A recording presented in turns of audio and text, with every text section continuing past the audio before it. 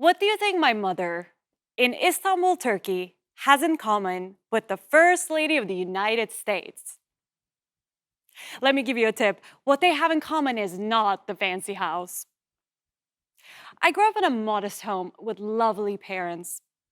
When my mother got home from work every day, she had a 4-hour second shift. A shift made up of grocery shopping, cooking, cleaning, laundry, ironing, helping me with homework, preparing me for school. My mother worked a full-time job, and on top of that, when she got home, she carried the burden of all of these traditional household duties. Duties that many women tend to shoulder when they're in relationships with male partners. Just as my mother is expected to perform domestic work unpaid, the First Lady is expected to perform community work on an unpaid basis. My mother and the First Lady are both expected to perform these duties by default in order to advance the well-being of their husbands, of their communities, and of their families. Look, we expect the First Lady to perform a demanding full-time job for free. She conducts speaking engagements, event planning, household management, strategic advising, a COO job that Money Magazine expects would pay $287,000 a year in Washington, D.C. Yes, the First Lady is not the average woman, but she still reflects society's expectations of the average woman. The expectation of free labor from women is so ingrained in our collective psyche that even the First Lady is not immune to it. But here's a plot twist. We just elected our first second spouse. So what happens when Mr. Kamala Harris becomes the expectation, becomes the norm, and not just the exception? What happens when more women are in charge? And what happens if their partners are men? How many of those men are going to agree to quit their jobs and hang up Christmas decorations? First spouses have been women for all of history, and sadly, society has become complacent in the expectation of free labor from women. Look, men are 4 times more likely to negotiate for a raise than women. If the first spouses had been men all along, I have a feeling that they would have revolted and asked for a raise a long time ago. So, what if we made it optional and we gave the first spouse the option to opt in to perform the duties of the office, as opposed to just expecting their service as an extension of their spouse? What would happen if we compensated them when they opt in? What would happen if we made an example at the very top that domestic and community work is worthy of recognition? What would that mean for women around the country? The First Lady is very important because she's symbolic, even though she has privileges that come as a result of her office. So let's discuss who carries the real burden, why this is the time to talk about this, and what we can do to resolve the issue. The real burden of unpaid work falls on underprivileged women, lower-income women, and especially women of color. Let's take a step back and look at the big picture first. The Federal Reserve estimates that women's contribution to the US economy annually in form of domestic work is about $1.2 trillion. That is the size of the New York economy. That number for women globally was $11 trillion, the sizes of Japanese, German, and Indian economies combined. This work is so critical that in 1975, Icelandic women just quit taking care of their homes and their children for one day. It is reported that the whole nation came to a standstill. And let's talk about women of color, because women of color don't just carry the burden of unpaid domestic work. They also carry a whole history of injustice and the consequences of it. Nina Banks, associate professor at Bucknell University, researched how community activism is yet another form of unpaid labor that is conducted by Black women and other marginalized women of color. These grassroots movements have provided food security and housing security to their communities for decades, but they have been improperly categorized as political work, when really they should be categorized as labor. Labor that fills in the gaps where public and private institutions have failed marginalized communities.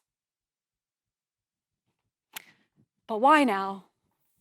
You might ask, why is this the time to take action? Because thanks to the pandemic and failed systems, women are reaching a breaking point. They're losing their jobs, and they're experiencing the increased burden of housework and childcare disproportionately. According to New York Times, 5 million women have lost their jobs during the pandemic. Over 30% of those women ages 25 to 44 said that childcare was the reason for that unemployment. We are back to 1980s levels of women's activity in the workforce. And guess what? Black and brown women have been hit absolutely the hardest. Let's not forget one more thing. Women have also been carrying the increased mental health burden of the pandemic disproportionately. About 70% of mothers say that they experience adverse health effects due to the stress of the pandemic, compared to about 50% of fathers. But also, let's remember that the pandemic did not create this crisis. The pandemic just highlighted the inequalities in our broken systems. So you might be thinking, what can we do about it? As individuals, as employers, and as government officials. Let's start as individuals. Firstly, we can start by challenging our own biases, because it's only when we create individual awareness that we can challenge greater systems and challenge the unequal ways in which our communities view gender norms. As a place to start, we can challenge the prevalent norm that in many communities and cultures, mothers are the ones who are expected to step into the role of the primary parent. We can make it okay for fathers to be full-time fathers. And if they choose to do so, we can remove any stigma and relieve them of the stigma surrounding that decision. Another thing we can do is to decouple housework from gender norms. There's actually a lot of studies that have shown that housework is actually split more equitably in same-sex relationships.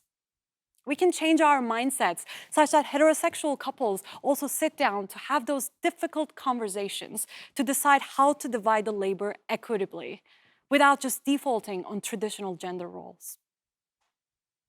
Next, what can we do as government officers? Well, mandating table stakes maternity leave would be a good place to start. Let me just recount this shocking but still true statistic that the United States is the only developed country that doesn't provide national statutory paid maternal leave. But that's not even enough. Fathers should also be able to take statutory parental leave. This will not only help mothers in relationships, heterosexual relationships, but it will also help gay fathers take the time that they need and deserve to be able to take care of their children. Another thing that the governments can do is to really prioritize investments in preschool programs, especially in lower-income communities.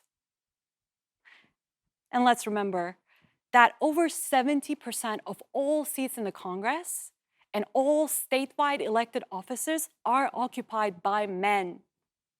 Change will not happen until male allies in power take these ideas and put them into legislation.